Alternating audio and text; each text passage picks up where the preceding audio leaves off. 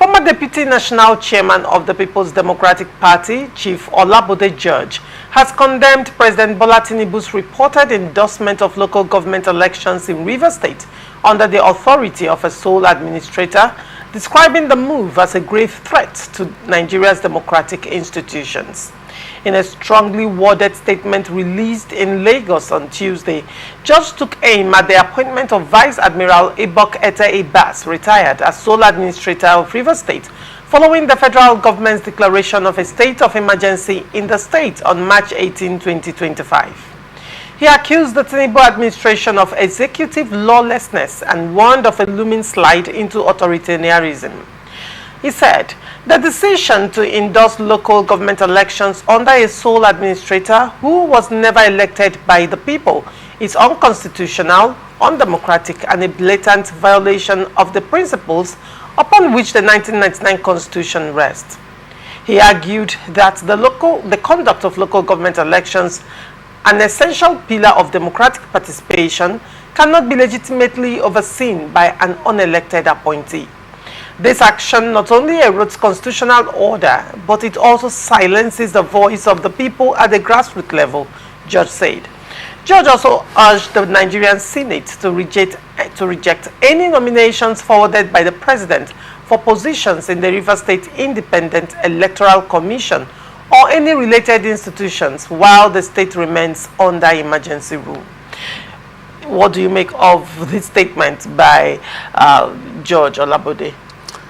Firstly is to say that the chief is a respected chief and he's been in the PDP, I respect him. But I'm beginning to think that the definition of opposition is that you must see everything the president has done as wrong. That's the definition of opposition. But I don't think that should be opposition. Opposition should be progressive. That's if you see something, of course you know that, okay, let me even start from 1999. Who superintended over the elections of 1999? A military administrator. And that is democratic, right? It was Absalami. It was a military Abaka was a military administrator, isn't it? Was military president and then head of state. And who came not elected by anybody, who forced himself on the people, organized an election, and that election became democratic. But even in this case, I like to say that by the grace of God, I studied political science, and I want people to understand the difference between an appointee of an elected person and an appointee of a non-elected person. Now, an appointee of an elected person is elected. Because he it could be fair. Yes, acting in the capacity of that person. That person, because look, you have been appointed by the people, somebody who has been elected. We have elected the president to act for us, so the president acted for the people. The president has forwarded this thing to the National Assembly. The National Assembly is representing the people, and they are acting for us. I think what is happening is most of these persons, who are speaking from outside, does not understand what is happening in Rivers State or what has just happened in Rivers State. Maybe they should understand that. I just to repeat what we have said over and over again. That the difference between what we have seen in democracy and military government in Nigeria is just the absence of legislators. That's it. And so that in Rivers State, that we have a state that didn't run with legislators, and the court said we didn't have government existing. We must understand that. The court didn't also stop at that. The court also told us that we didn't have a local government. Not forgetting that we had a judgment of the court that says that a caretaker committee is illegal. Now, when the president declared a state of emergency, he took the state of emergency to the National Assembly. So it was incumbent on all of these people who are powerful, to go to the National Assembly and lobby, because individuals can go to lobby against that. But they were there, the National Assembly accepted it. So whether it was erroneous or otherwise, it becomes democratic. So Ibas is not just appointed. But in this instance, in this instance where democratic governance is suspended in Rivers State, that is what I'm saying. The National Assembly, one would say that the National Assembly is legislating for Rivers State. Now, let me tell you what the issues I have brought out before. Go ahead. When I said when the suspended governor now was unseated and he was not giving records to the 7 persons. You remember I said on this platform that assuming without considering, the lawyers will say that all of these 27 assembly members died, God forbid, or that they even resigned, okay, let me use a minor word, that they resigned from their seat, that the other 3 or 4 has not constituted a quorum to become assembly.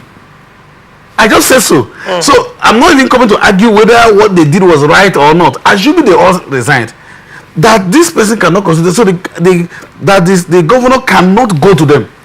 The governor will have to write the National Assembly, that's the constitution, to now for the National Assembly to legislate until such a time where those vacancies are filled. Now just get it from that way. I'm building it from that. So that's what he would have done. Now the court has told us that we didn't have government. That means that even Fubara staying in the data was illegal. Let me tell you one scenario I don't want to come up with, because we're praying for peace. Now, before the Supreme Court judgment, if they were going to move an impeachment they were going to impeach the governor, the law says that when you serve the governor the notice of impeachment, then the chief judge of the state will have to constitute a 7-man panel to look into the good or bad of the merit of the case or otherwise, right? That's what did. And why did the law concede that to the chief judge? The chief judge is representing the judiciary. Don't forget that you're dealing with executive, legislators, and judiciary. So it becomes a monitoring between these 3. That's why they foresee themselves. But in this case, right now, God forbid that this will start impeachment. Let me tell you, you don't need the chief judge again. Why don't you need the chief judge? A Supreme Court has already given that this thing is not good. So why do you need the chief judge again to consider anything? So if they move that and she should be impeached, he's impeached. People should understand that. So that means that we didn't have government. And so they came in. Even Fubara has made confessions that the president saved the situation. People were not here because they thought that, oh, no, you needed to be shooting gun before crisis starts. That's why in crisis we are reactionary instead of being proactive.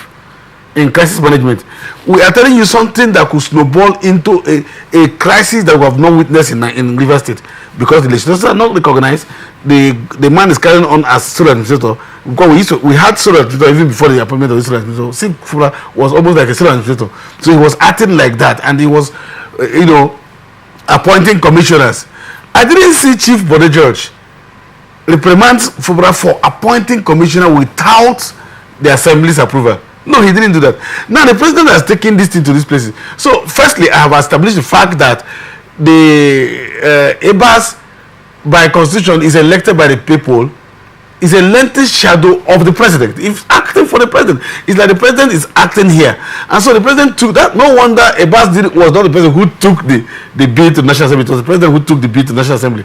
And National Assembly is going to legislate on that, acting what they would have ordinarily have done should Fubara have written them in the absence of the right legislators.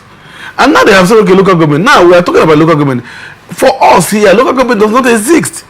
We only said in the instance of what has happened in Rivers State, that there could be what we call the doctrine of necessity. Doctrine of necessity means that, oh no, the head of local government shouldn't be the one approving and disbursing. It can't be the chief accounting officer and be the approving officer. So there should be somebody. No wonder the appointment of the sole administrators in the local government. And all of us said, no, you are bringing back all the democratic institutions, assuming that the local government were not ousted by the court when the sole administrator came. The sole administrator cannot do anything but to rule with them, because they were dissolved, and they couldn't have been dissolved because it's a third tier of government. They are not a state. The president could have done that because there was nothing that connects them and this thing. So, but they are not there. So now that they are not there, you want this man to now hand over. Look at what will happen. The man will now hand over by assuming by September. I used to think it was August. By September 18th, assuming. And he hands over by September 18th. Now, the governor will now come and appoint a caretaker that has been nullified by the court. And so when he appoints a caretaker that will be nullified by the court, then the court will now come back and then they begin to now lead and then begin to take. So for all I care, the appointment of these people and all of the processes will not take the next 8 months. So Rivers State will be without the local government administration. Now, if there is anything, if this man is not in APC, and which he is not, and he is not in the PDP, and he is not in any other political party, I think that this should be one of the best periods to conduct election to conduct a local government election. This is one of the period that we should have conducted a local government election. You know why? Because all of us can contest from any other party. Because we have someone who is superintendent over the party. Elections, who is not a governor, he will not go to campaign. Now the argument, according to Olabode George, is that the president conducting local government election under his sole administrator is illegal. That's what he's saying. Now you are saying that conducting of local government elections under retired sole administrator is not illegal. That's what you're saying. Sure. And you're basing your argument on the fact that he is acting on as a representative of the president who was elected or who is elected by the Rivers people. Is that what you're saying? That's true. So you stand by that decision. Very well. Now, one would say that, well, when we look at another point that Olabode George said, he said this, he said, the decision to endorse local government election under sole administrator, who was never elected by the people, is unconstitutional and a blatant violation of principles upon which the 1999 Constitution rests. You are negating that statement by referring to the democratic election of 1999, which was conducted by the head of state at that time, Abdulsalami Abubakar. And you said a military head of state did the election, and we consider that election democratic. So that should be applicable in Rivers State. Of course. Jeez. All right. Now, let me also read out what another thing Judge said. He said, this action, the conduction of local government election, not only erodes constitutional order, but it also silences the voice of the people at the grassroots level. That's my surprise. Why he says so. I have told you that. Let me even tell you something. You know, until one day, you know, I was reminded of the fact that there is a state in Nigeria, Kaduna State, that the local government election was conducted with some level of fairness and, you know, by RFI. You know, we agreed with that and we applauded that. But I want to ask you, do you have 90% of local government elections conducted in Nigeria by states, you know, being superintended over by a governor that was not blatantly rigged, or, quote unquote, let me say, that the party won all? Do you know why? Apart from even rigging, assuming that it's not being rigging, do you know that the governor of the state will go and campaign for his people? He has a right to do so because it's his party. Is that correct?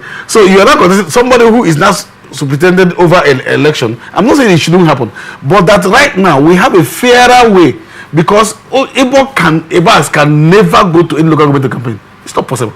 He can't do that because he's a member of the political party. So some of us who are not members of those parties, we can now come and run election and text our popularity. This is the time to text popularity. So what you're saying in essence is that the conduction of this local government election by the sole administrator is going to be, will be more free or freer and fairer than other elections that are being conducted across states if I say will be, I may be speaking for Ibas. I say should be.